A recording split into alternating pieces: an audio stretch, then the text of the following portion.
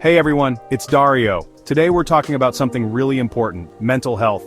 And no, this isn't going to be one of those vague, be positive videos. We're going deeper, talking about the signs and symptoms of mental health issues that often get overlooked, brushed aside, or even misinterpreted.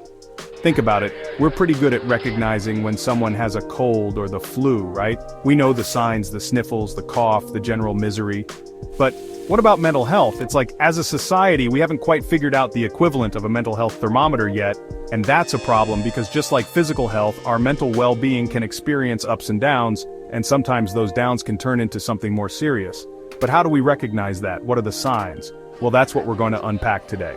So stick around because understanding these hidden signs could make all the difference in the world, for yourself or someone you care about. Okay, let's start with a sign that's so common it often gets dismissed: fatigue. We've all experienced those days where we're just wiped out, right? But what if that feeling of exhaustion lingers? What if you're constantly drained, even after a good night's sleep?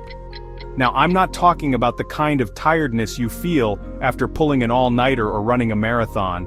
I'm talking about a persistent lack of energy that seeps into everything you do. You wake up feeling like you could sleep for another 10 hours. Simple tasks feel monumental. You're mentally and physically spent, and caffeine only provides a temporary, jittery reprieve. This kind of fatigue, my friends, can be a sign of burnout, depression, anxiety, or even underlying medical conditions. It's like your body's waving a giant red flag saying, hey, something's not right up here. But here's the thing. We often ignore these signals. We push through, telling ourselves we're just being lazy or we need to work harder. But what if, instead of judging ourselves, we paused and actually listened to what our bodies and minds were trying to tell us? So, if you're experiencing this kind of relentless fatigue, don't brush it off as just being tired. It's worth paying attention to and talking to a doctor or therapist about. Alright, next up, let's talk about social withdrawal. Now, I know what you're thinking. John, I'm an introvert. I love spending time alone. And hey, there's absolutely nothing wrong with that. Introverts, extroverts, ambiverts, we all fall somewhere on the spectrum. But here's the distinction. Enjoying solitude is different from actively isolating yourself from others. It's the difference between choosing to stay in on a Friday night because you'd rather curl up with a good book, no judgment, I've been there, and consistently declining invitations, avoiding phone calls, and feeling a sense of dread at the thought of social interaction. Social withdrawal can manifest in subtle ways. Maybe you start making excuses to cancel plans, or you find yourself scrolling through social media, feeling increasingly disconnected from the people you care about. You might even withdraw from your closest relationships, pushing away those who love you the most. This withdrawal can be a defense mechanism, a way to protect yourself from feeling overwhelmed, anxious, or hurt. It's like you're building walls, brick by brick, to shield yourself from the world. But here's the thing about walls: they might seem protective, but they also trap you in isolation.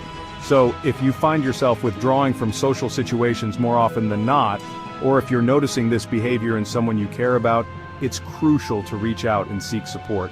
Remember, connection is a fundamental human need, and isolating yourself will only make things feel worse in the long run. Let's talk about irritability, shall we? We all have our moments, right? Those days when the Wi-Fi is down, you spill coffee on your shirt, and suddenly you're ready to launch into a Shakespearean monologue about the injustices of the universe. But when does everyday irritability cross the line into something more serious? Well, it's about frequency and intensity. If you find yourself constantly on edge, snapping at loved ones over minor inconveniences, or feeling an overwhelming sense of frustration over things that wouldn't normally bother you, it's worth paying attention to. It's like your internal volume knob is stuck on high, and everything feels amplified. That spilled coffee, it's not just a spilled coffee, it's a metaphor for your entire life falling apart.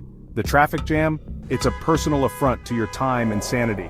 This heightened irritability can stem from a variety of factors, including stress, anxiety, depression, and even hormonal imbalances. It's like your brain is stuck in overdrive, unable to find the off switch.